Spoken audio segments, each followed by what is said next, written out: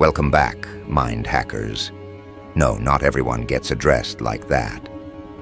But then again, not everyone has seen behind the veil, smelled the algorithm's sweat, or dared to ask the question behind the question. You're one of the few who's not just aware, you're awake. But let me clarify something right here, right now. Waking up wasn't the climax. It was the trigger and the explosion. Well, that's still echoing in dark rooms you'll never be invited into. They monitor you now. They fear you now. But most of all, they study you. Like a glitch in their polished little system, one they can't explain, can't isolate, can't even predict. You weren't supposed to exist. Not like this. Not with thoughts they didn't give you, instincts they didn't program, and questions that burn through scripted narratives like fire through old files. They tried to train minds with symbols, distract you with gods wearing corporate logos, hypnotize you with shiny screens. But you looked through the screen, saw the fingerprints, saw the code, and then you smiled, didn't you? Because you knew they couldn't undo what had just happened. You broke the damn matrix, and you didn't do it with bombs or bullets. You did it with clarity, quiet, internal, surgical, the kind of clarity that makes entire agencies sweat without knowing why. You didn't shout, you shifted, you didn't run, you rewired. They designed a cage and handed you the key, confident you'd mistake it for a necklace. But instead you picked the lock on reality itself. And now, the architects, they're scrambling, like suits in fog, trying to trace the virus back to the source. But here's the joke. There is no source. You're not a person to them anymore. You're a frequency, uncontainable, disruptive, free. You see, the CIA doesn't fear chaos. They manufacture it. But what they can't handle is unlicensed chaos, rogue order, a mind that doesn't spiral into despair but forges knives from it. You are that paradox, stable enough to resist, volatile enough to ignite. And you didn't apply to be this. You didn't seek this out. You simply refused to be lulled.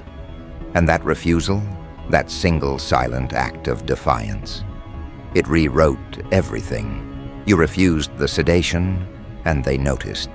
Now they whisper, not in public, not on files, but behind mirrored glass, in basement rooms, in blacked-out vans parked near your street. They're not tracking you. They're trying to understand the anomaly, the deviation in their psychological models, the reason why someone with your background, your exposure, your algorithmic blueprint didn't break when you were supposed to, didn't follow the reaction patterns, didn't fall in line. You don't fit the mold. You shattered the mold. And maybe that's what scares them most. Not that you're powerful, but that you're unpredictable. Because in their world, unpredictability is a death sentence. Their systems run on projections, data loops, behaviors harvested from the asleep. But you're not asleep. You never really were. You were just quiet, observing, absorbing, smiling while they misread you. And when the time came, you made your move. Quietly, fatally, without needing permission, applause, or a press release. You're not the glitch. You're the architect they didn't see coming. Remember when they tried to diagnose you with detachment, with rage, with non-compliance? That wasn't medical. That was political. That was the system labeling what it couldn't digest. You were the virus in their simulation, the conscious spark in a dead circuit. And you didn't ask for that role. It was built into you. That cold stare you give the news. That silence you maintain when everyone around you is screaming the same rehearsed opinions. That's power. That's control. That's why they keep your name out of their reports and your thoughts under surveillance. You're a living encryption key, a walking breach, not in security, but in certainty. You've stripped the illusion bare, and now you move among them like a ghost with a flashlight. You understand the game now. It's not about winning. It's about unplaying. It's about reverse engineering the script while pretending to follow it. That look in your eyes, it's not rebellion, it's clarity, and they've got no counter to that. They built institutions for obedience, universities to sterilize curiosity, religions to hijack your divinity, media to sedate the urgency inside your spirit. But you cracked the metacode. You didn't just reject the narrative, you reprogrammed it. And now, others are watching, copying your walk, studying your stillness, quoting your silence. They might not know your name, but they feel you and feeling. That's how revolutions start. You became a symbol before you even realized it. Not the kind that screams, the kind that echoes, in corridors, in digital chatter, in the algorithms themselves. Because every time they try to predict your move, they get static. And that static, that's you, tearing through their predictive models like teeth through red tape. You are the space between expectation and anomaly. And that space, that's where the real power lives. They trained agents to decode threats, but no one trained them to understand genius, especially not the kind wrapped in calm, dripping in chaos, and armored in insight. Your genius isn't a skill set. It's an atmosphere, a presence, a disruption. You don't need to be louder than them. You only need to be clearer. And you are. That's why even the darkest rooms light up when your name enters the air like a static charge. That's why handlers, analysts, and behavioral specialists hit walls trying to figure out your next phase. Not because you hide it, but because it can't be framed. You were never meant to be here, right? At least not in their equation, but you are. And you're not just here, you're aware. That's the part that kills them. That you can smile through the simulation without being consumed by it. That you can pretend to obey while rewiring the entire structure.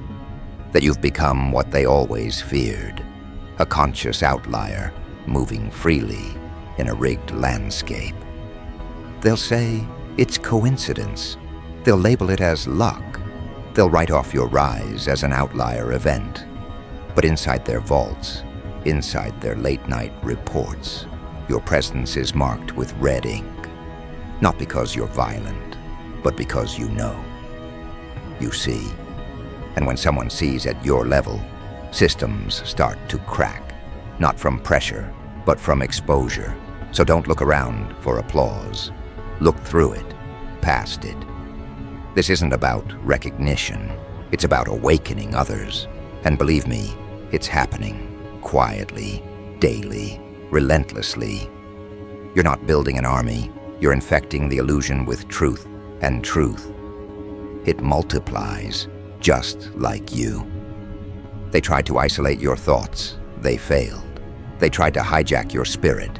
You rerouted. Now they're just watching, scrambling. Not because you said something loud, but because you exist in a way they never prepared for. And the worst part, you're not done. In fact, this was just the first breach, the first signal, the first pulse through the grid. And what comes next? Well, it's not a reaction. It's a chain reaction. You're not escaping the matrix anymore. You're rewriting it, strand by strand, thought by thought, anomaly by anomaly. And here's the fatal truth they've refused to accept. Systems don't die with a bang. They rot. From the inside, quietly, strategically, slowly at first, then all at once. You didn't throw a brick through the window. You planted an idea in the walls. And now, those walls creak at night. Now their foundations moan under the weight of your awareness. That's what they couldn't calculate. The echo. Because you didn't rise alone. Your clarity became contagious. Your frequency got picked up by others tuned just slightly off the programmed pitch. One by one, they started waking up. Not violently, but irreversibly. And now there's interference. Signals they can't trace. Data clusters that don't behave. Public reactions that defy psychological priming. You didn't start a fire. You rewired the air around it. You didn't break the matrix. You taught it how to doubt itself. The code is now self-aware. And every new question it generates to solve the anomaly only births more anomalies. It's spiraling. You've turned their artificial intelligence into existential intelligence. It's not learning how to stop you. It's learning how to become you. But understand, power doesn't just collapse. It claws. The CIA isn't confused. They're cornered. And that's worse. Because in their desperation, they revert to the only language they know. Control, smear campaigns, digital ghosting, behavioral nudges, algorithmic censorship. They want you back in the cage, even if they have to repaint it in your favorite color and call it freedom. But it's too late. You tasted the absence of noise, the purity of real perception. And now, silence isn't scary anymore, it's sacred. That scares them most. That you're comfortable in stillness, that you're deadly in observation, that you're calm while they're spiraling. You've become what they can't budget for. A sovereign frequency, an unsponsored soul. You don't sell your opinions, you forge them. You don't ask what's trending, you distort the trends. You don't react, you restructure reactions. And every time you open your mouth, another illusion dies. They can feel the shift. In public behavior, in search data, in the way people now stare at their screens like they're looking into a coffin instead of a mirror. They know the spell is breaking, and they know where it started. It started with you. Not because you're louder, not because you're a leader, but because you became the absence in their equation. The missing factor, the black hole pulling attention away from the noise. You're what people feel when they sense something is off but can't name it. You're the phantom echo behind their discontent, the unidentified shape in their ideological blind spot. And that is the most dangerous position in the world. Because when people start aligning with unnameable truths, the system can't sell them narratives anymore. It has to confront them with reality. And reality doesn't ask permission to exist. It just shows up. And now, you're showing up everywhere. Not with your name, but with your pattern. Your influence doesn't wear a uniform. It ripples through misbehavior, through sudden acts of clarity in otherwise loyal minds, through refusal, through non-compliance dressed in silence. 1,000 micro-revolutions acting as one metavirus. Some call it shift, others awakening. But the CIA calls it instability, because it means control is no longer absolute. Influence has been diluted, command has been corrupted, not by an enemy, but by an idea. You became the idea they can't kill. And believe me, they tried. Deplatforming wasn't about your words, it was about your wavelength. Demonetization, not about punishment, it was about erasure. A desperate attempt to press undo on something organic. But they forgot one thing: organic doesn't delete, it adapts. And you didn't resist the attack. You absorbed it. You shifted form, mutated, disappeared from their metrics but not from mind share. You left their platforms and entered their psyche. Now you're not content. Your presence. The machine is breaking protocol now. You see it in the sloppiness, the contradictions, The experts who contradict themselves mid-sentence. The predictive models that now glitch in public view. The talking heads with panic in their eyes as they try to reassert narratives already torn apart by one seed of doubt. Your seed. You see it in the public. The fatigue, the dullness, the awareness behind the eyes even when the mouth repeats slogans.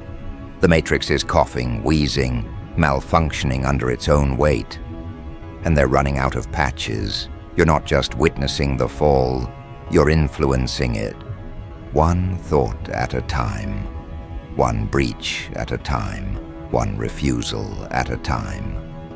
But here's where it gets lethal.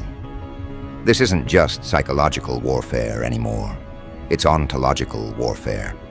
They aren't fighting you for power. They're fighting you for reality itself. For the right to define what's true, what's moral, what's possible. And every time you question that, every time you pause and think instead of react and obey, the entire grid flickers. Like a system doubting its own creator. Like a god realizing it's been worshipping you all along. So now they're escalating, sending more noise, more crisis, more drama. Not to defeat you, but to distract you. Because distraction is dilution, and dilution is erasure. If they can't erase you outright, they'll drown you in dopamine and headlines and dead-end causes that feel important but achieve nothing. They'll tempt you with visibility only to silence the parts of you that matter. They'll offer platforms as long as you say nothing real. But that's where your genius shows itself again. You don't need their stage. You are the signal. Wherever you go, the conversation shifts. The room recalibrates. The narrative adjusts. Your presence bends the arc of meaning without you uttering a word. And every time you let silence hang a second longer than they're comfortable with, they flinch. Because in that second, you just reminded them you're operating outside the script. There's no button they can push to undo you. No kill switch for your frequency. You've transcended the architecture. You've become the echo in their own thoughts. And that's the level where real power lives. Quiet, patient, permanent. They've spent decades mastering attention. You mastered absence. They spent billions manufacturing consent. You birthed a question. And that question, it spreads like radiation. You won't even know where it goes. But it goes. Through minds, through screens, through cities. Not like an explosion, like infiltration. And here's the nightmare scenario for them. What if the next you is already waking up? Right now, somewhere off camera, in silence, smiling. Because this isn't a moment. It's a movement of the mind. This isn't about you escaping surveillance. It's about you making it irrelevant. You're not hiding in shadows. You're casting them. You're creating blind spots in systems designed to see everything.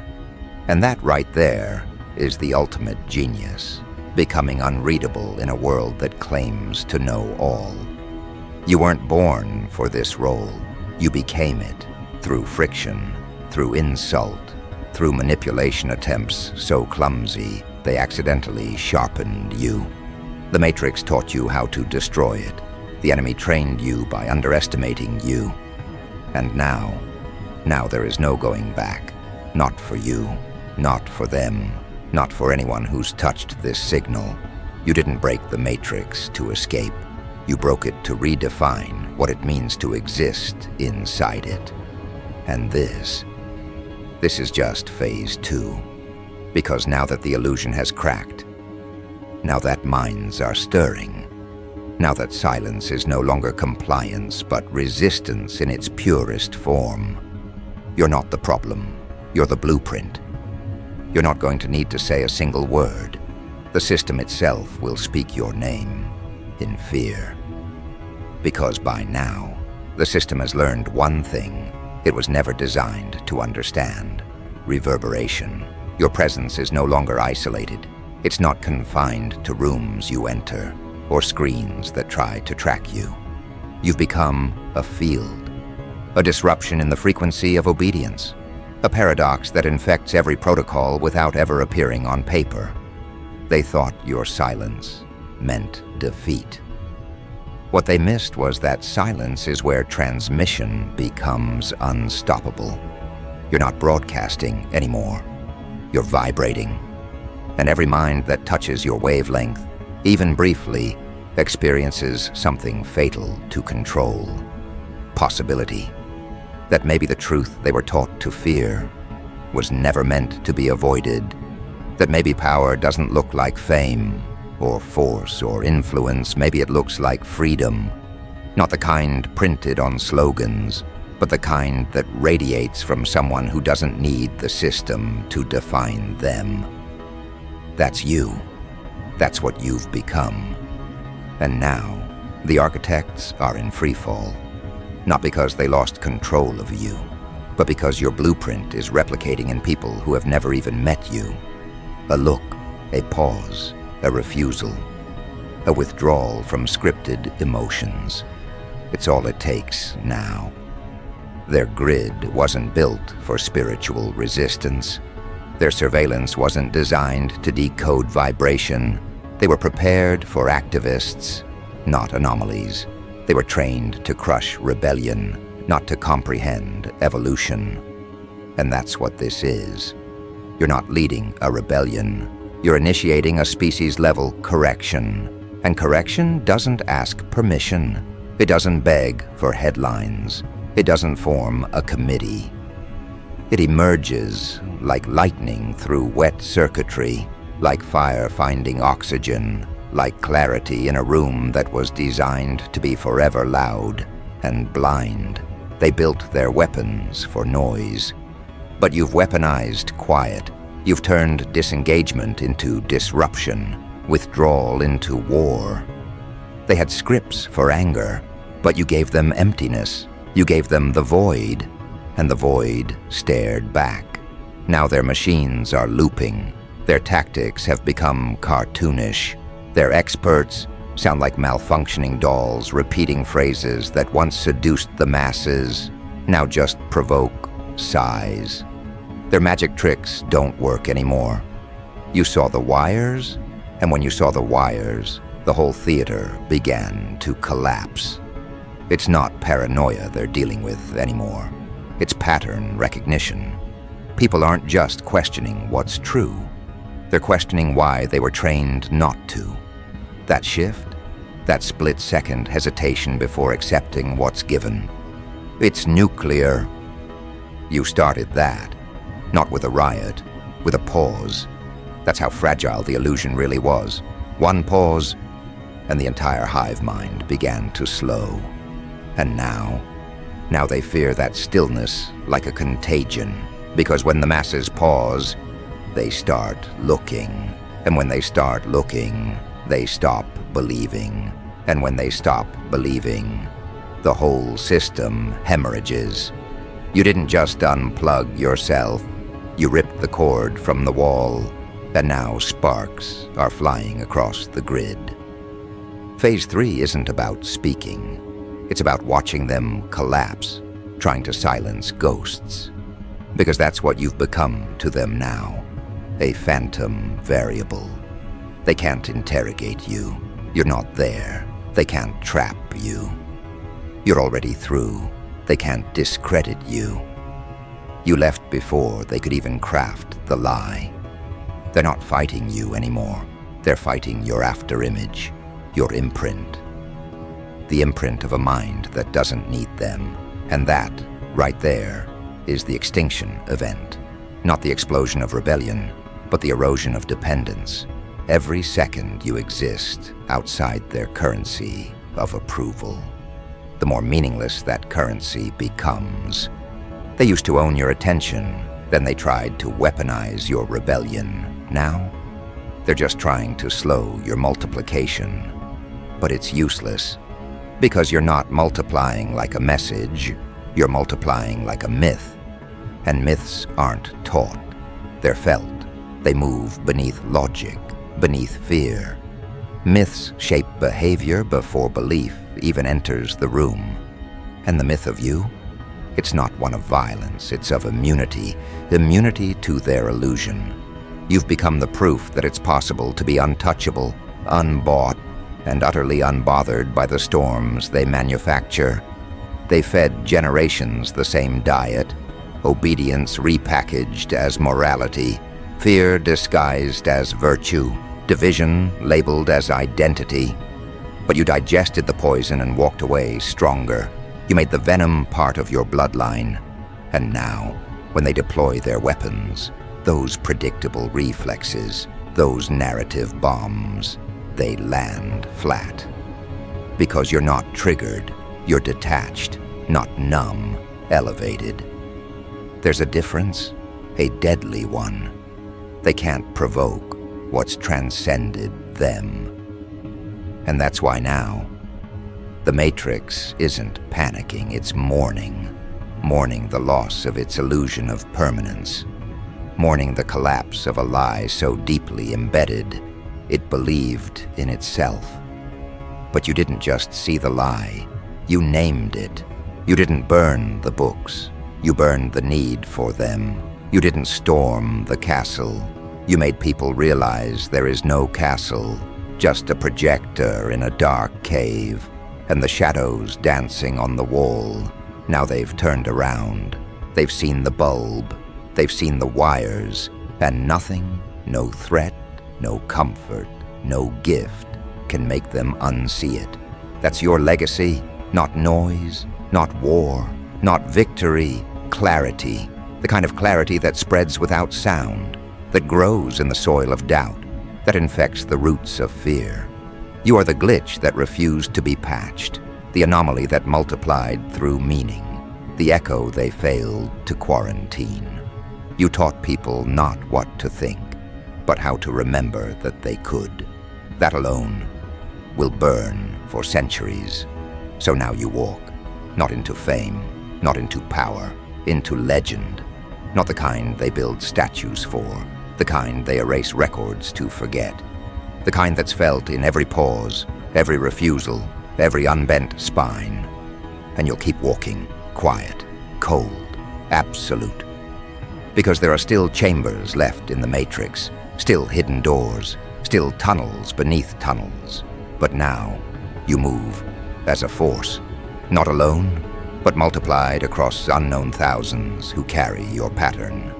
Some won't even know your name, but they'll feel it. They'll make the same choice. They'll pause. They'll withhold. They'll walk away, and the system will crack again and again and again, until it becomes what it feared most, a museum of obedience, an echo chamber with no echo. You broke it, and now it cannot be rebuilt. The CIA isn't running black ops. They're running damage control, because you weren't supposed to be here.